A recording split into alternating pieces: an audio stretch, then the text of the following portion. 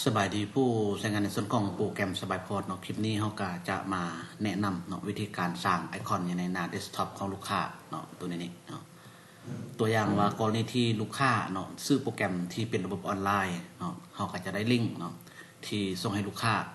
หลังจากนั้นลูกค้าก็สามารถเอาลิงก์ตัวนี้เนาะไปวางให้แต่ละเครื่องที่มีอินเทอร์เน็ตเนาะก็สามารถสร้างไอคอนให้แต่ละเครื่องได้เลยเนาะทีนี้เนาะขั้นตอนก็บ่ยุ่งยากเนาะให้ลูกค้ามาคลิกใส่บน Google Chrome เนาะถ้าว่าเป็นเบราว์เซอร์อื่นจะบ่ได้เนาะคือตัวนี้เนี่ยบ่ได้เนาะให้ลูกค้าเข้า Google Chrome เนาะหลังจากนั้นแม่นให้ลูกค้าเนาะสแกนWhatsApp ของลูกค้าเข้ามาเนาะตัวอย่างของเราก็จะได้ประมาณนี้เนาะหลังจากที่เราเลือก WhatsApp เข้าไปแล้วเนาะก็จะได้WhatsApp ขึ้นมาเนาะทีนี้เนาะก็คือให้ลูกค้าเนาะไปเลือกเอาลิงก์เนาะตัวที่ทางทีมงานเขาส่งให้เนาะลูกค้าเนาะตัวอย่างว่าอันนี้เป็นลิงก์ที่ทางทีมงานส่งให้เนาะก็คือให้ลูกค้าเนาะมาติ๊กใส่บนในนี้ปึ๊บเข้าไปเนาะสำหรับลิงก์เนาะบางที่ทีมงานเขาอาจจะส่งทาง Facebook เนาะหรือ LINE หรือ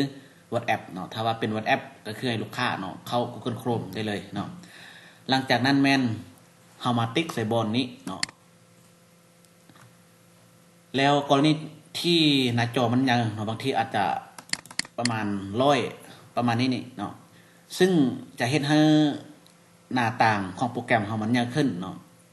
การใช้งานอาจจะยุ่งยากเนาะก็คือให้ลูกค้าปรับตามสัดส่วนของหน้าจอได้เลยเนาะตัวอย่างว่าเราต้องการปรับลงเนาะก็คือติ๊กบนนี้ปึ๊บเนาะตัวอย่างว่าเราจะเอาประมาณ 75% เนาะก็คือให้เลือกตามนี้เลยเนาะหลังจากนั้นแม่นให้ลูกค้าเนาะไปสร้างไอคอนขึ้นมาเนาะเรามาเลือกใส่บนนี้เนาะมันจะมีcut save and share เนาะตัวนี้แล้วที่นี่ให้ลูกค้ามาติ๊กใส่บน install page as app เนาะติ๊กเข้าไปหลังจากนั้นแม่นให้ลูกค้าเนาะมาตั้งชื่อร้านของลูกค้าได้เลยเนาะตัวอย่างว่าของเราอาจจะเป็นสบายพอร์ตเนาะ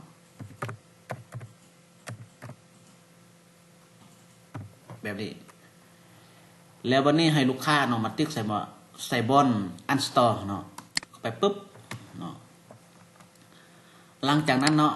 ให้ลูกค้ามาเบิ่งอยู่ในหน้าเดสก์ท็อปได้เลยเนาะก็จะมีไอคอนตัวนี้โชว์ขึ้นมาเนาะ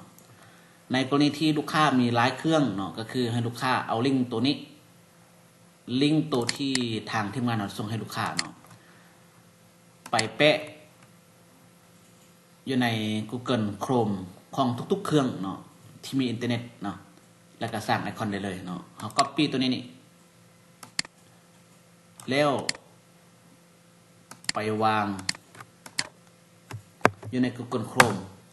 ของทุกๆเครื่องเนาะที่มีอินเทอร์เน็ตเนาะเฮ็ดแบบเดียวคือกันเลยเนาะ